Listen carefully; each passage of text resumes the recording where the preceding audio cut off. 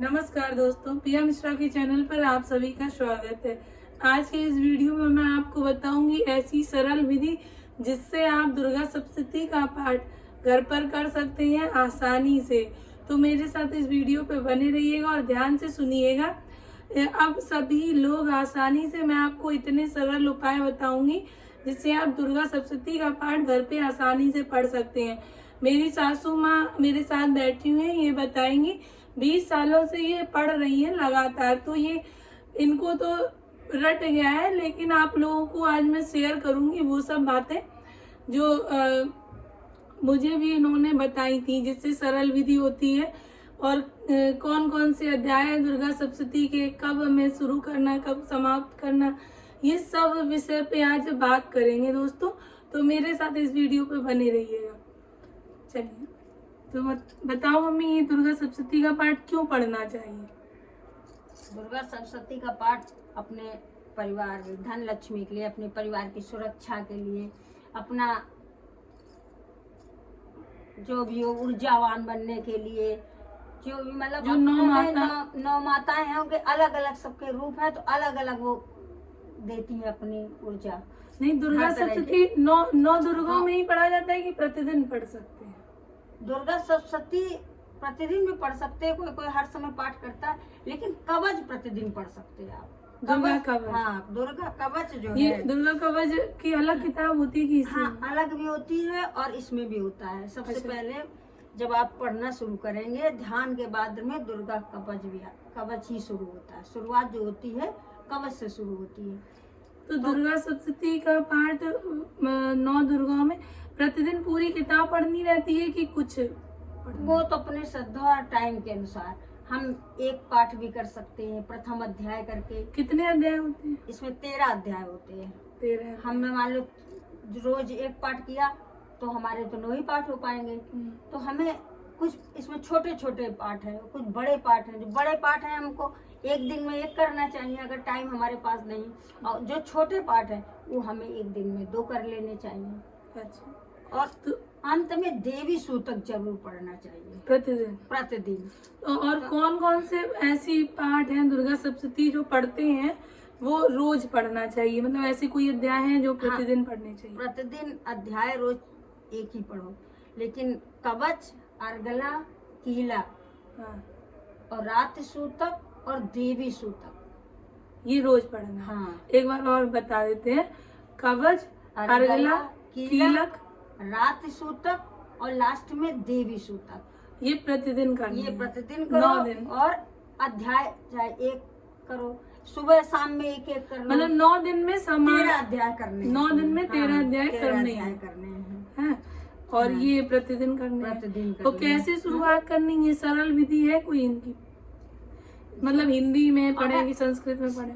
अगर संस्कृत आती है तो संस्कृत में पढ़े, नहीं तो हिंदी की सप्तशती आती है, उसमें संस्कृत भी होती है, हिंदी भी होती है। तो आप कौन से पढ़ती, हिंदी की संस्कृत? हम संस्कृत भी पढ़ लेते हैं, हम हिंदी भी पढ़ लेते हैं, तो हम कोई भी पढ़ आपको लेते हैं। तो अब सब रटी जब गई है। हमें जल्दी होती है तो हम हिंदी पढ़ लेते हैं। संस्कृत थोड़ी टफ पड़ती है, गलत हो जाए, टाइम लगे, हाँ। या गलती तो से थोड़ा इधर उधर हो जाए। हाँ, जब तो आपको हिंदी आप पूरा पढ़ लीजिए। कॉन्फिडेंस हाँ। हो तो संस्कृत की पढ़ो, हाँ। वरना हिंदी की ही पढ़ सकते हाँ, हैं। हिंदी की पढ़ो। तो शुरुआत कहाँ से करनी रहती है? और इसमें अधम पाठक होते हैं, चाहे कोई अपना गा गा के पाठ करता है, कोई हिल हिल के पाठ करता है, जो जैसा पुस्तक में लिखा होता है, चाहे जाने ना जाने गलती ही लिखा तो वो गलती ही पढ़ते जाते हैं।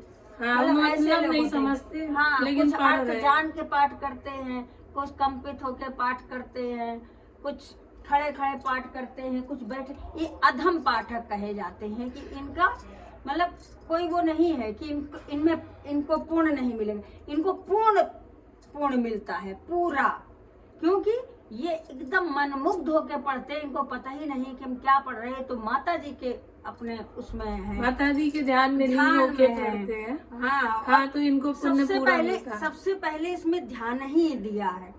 पहले ध्यान करो, माता जी को नमस्कार करो, फिर उन पर जल छिड़को, फिर पाठ शुरू कर दो। हाँ। तो ये ध्यान में जब मस्त हो जाते हैं तो उनको ये पता ही नहीं चलता कि हम मिल रहे हैं, कि हम गा रहे हैं, कि हम कैसे पाठ कर रहे हैं। हाँ, मतलब वो कर ये 6 अधम पाठक कहे गए हैं। 6 प्रकार के अधम पाठक होते हैं।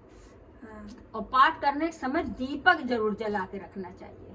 हाँ, सबसे पहले माता रानी का आवाहन जरूर करना कोई भी चाहिए। पाठ आप करें, कोई भी कथा पढ़ें, तो उसमें दीपक जरूर जला के रखना चाहिए किसी प्रकार उनके की नाम पूजा का। में। हाँ, आवाहन दीपक से होता है। जब आप दीपक जला के पाठ करेंगे तभी आवाहन है, तभी देवी जी आपका पाठ सुनेंगे, क्योंकि आपका ध्यान जरूर होना चाहिए दीपक से। अच्छा, और मम्मी कुछ ऐसे पाठ जो आपको बहुत अच्छे लगते हो, इसमें 13 अध्याय है, कुछ एक अध्याय जो आप बताना चाहें? इसमें तो यार सब सारे ही अध्याय बहुत अच्छे हैं। जब आप पढ़ना शुरू करेंगे तो इसमें सारे इतना लीन हो जाते हैं कि मन करता है पूरे अध्याय पढ़े, फिर पढ़े, फिर पढ़े। कभी मन नहीं ना भरता। कभी है ना। अच्छा, तो 9 दिन में इन्हें समाप्त 9 कर दें। दिन में, हाँ 9 दिन में। और प्रतिदिन दुर्गा कवच पढ़ना चाहिए। दुर्गा कवच तो सालों साल आप पढ़िए। बाहर निकलने वाले, बाहर जाने वाले, उनको कोई कभी खतरा नहीं होता, एक्सीडेंट नहीं होते, ये नहीं हाँ, होते, जो आजकल ऊंचाइयों एक्सीडेंट पे, वगैरह हाँ, बहुत ये सब। होते हैं, तो इसलिए तो आदमी उनकी को सुरक्षा के लिए अगर पति ना पढ़े, पत्नी पढ़े, पत्नी ना पढ़े, उनकी माँ पढ़े, माँ ना पढ़े, उनके बाप पढ़े, घर में कोई ना कोई सबका नाम लेकर एक कवच जरूर पढ़ना चाहिए। कवच का मतलब है सबकी सुरक्षा। तो सुरक्षा के माने देखते हुए कवच बहुत जरूरी है। अच्छा, दुर्गा सप्तशती के साथ चालीसा भी पढ़ना चाहिए। चालीसा अलग है।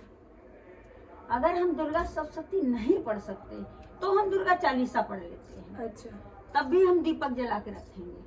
हाँ, दुर्गा चालीसा पढ़ेंगे तब भी हम दीपक जला के जरूर रखेंगे, क्योंकि आवाहन हमें जरूर करना है। आप कलश ना रखिए, कुछ ना करिए, एक दीपक जला के रख लीजिए, दुर्गा चालीसा आराम से पढ़ लीजिए। राम रक्षा मंत्र जो होता है वो भी आप 7 बार 11 बार पढ़ लीजिए अगर 9 दिन, तो उनकी भी बहुत बड़ी कृपा दृष्टि होती है। मैंने 7 साल वो भी पढ़ा है। अच्छा, हाँ, मैंने 7 साल पढ़ा है। उनकी बहुत दया है, और उस 7 सालों में हमें पर बहुत दया हुई। फल मतलब दिखता है। हाँ, दिखेगा आपको, हर चीज का और फल दिखेगा। आप तो पूरे 9 दिन व्रत रहती हो। हम पूरे 9 दिन व्रत रहते हैं। आप बहुत व्रत सालों नहीं से। रह सकते हैं, आप एक बार खाना खा के व्रत करें, आप चाहे नाश्ता करके पाठ कर सकते हैं। ऐसा कोई इसमें विधान नहीं लिखा है कि आप शुद्ध जरूर होना चाहिए, ये विधान है, शुद्ध होना चाहिए। ये नहीं कि अब आप खाए पी लियो, फ्रेश हो वही जाए, कपड़े वही पहने कपड़ा पहने ना। आपने खा लिया पी लिया, फिर गए, आपने नहाया धोया, आसन लगा के बैठ गए, तब पूजा करना तब पूजा करनी चाहिए। फिर शुद्ध हो गए आप, हाँ, तब आपको ध्यान लगेगा। आप भूखे होंगे बहुत, तब भी आपका ध्यान नहीं लगेगा, ध्यान तो खाने में रहेगा, सही। ध्यान तो पीने में रहेगा। खैर, तो भी हमने चाय नहीं पी, अभी 12 बज गया। आप चाय पी सकते हैं, उसके बाद पाठ कर सकते हैं। आप पानी पी सकते हैं, उसके बाद पाठ कर सकते हैं। कोई प्रतिबंध नहीं है। भगवान की पूजा में कोई प्रतिबंध है ही नहीं कि कोई प्रतिबंध हो। आपकी श्रद्धा के ऊपर है, जितनी आपके पास शक्ति हो उतनी आप पूजा करिए। दुर्गा सप्तशती में माँ दुर्गा के रूपों का बखान किया गया होगा। माँ दुर्गा के 9 रूपों का बखान है। माँ दुर्गा के हर उसके अध्याय में क्या क्या उन्होंने किया, कौन कौन रूप लेकर, 9 रूपों का वर्णन है। हाँ, पूरा वर्णन है। कैसे उन्हें चंडमुंड को मारा, कैसे शुभ निशुभ को मारा, कैसे संहार किया, रक्त बीज कैसे मारा, सारी मतलब कथाएं एक एक उसमें पता है। हाँ, मधुकटक को मारा। और सब मतलब 9 रूप, उनके 9 रूपों का वर्णन है, जैसे शैलपुत्री हाँ, और चंद्रघंटा मतलब पूरा ब्रह्मचारिणी, पूरा हाँ, पूरा और कुष्मांडा, कैसे उनका नाम उनकी पड़ा, ये सब स्कंदमाता। बताया गया होगा ना। हाँ, किस ये राम किस इसी तरह में, वो इसी है। में, तो हाँ, पार्वती जी का पूरा पूरा एक रूप की हाँ। मतलब पार्वती जी के ही 9 रूप है ना ये। हाँ, बिल्कुल तो बिल्कुल। उन्हीं के मतलब बताएगी कि हाँ। कैसे उनका अलग अलग नाम पड़ा, कैसे उनके अवतार हुए। ये सब मार्कंडे जी ने उनकी पूरी कहानी लिखी है। अच्छा, ऋषि मार्कंडेय ने। ऋषि मार्कंडे जी ने ये पूरी सप्तशती लिखी है। हम्म, उनकी उन्हीं को देवी- वरदान था पूरा। हाँ हाँ, विष्णु जैसा। ठीक है दोस्तों, तो और कुछ मम्मी बताएंगे। यही है, आरती करना चाहिए, घी का दीपक जलाना चाहिए जब करे।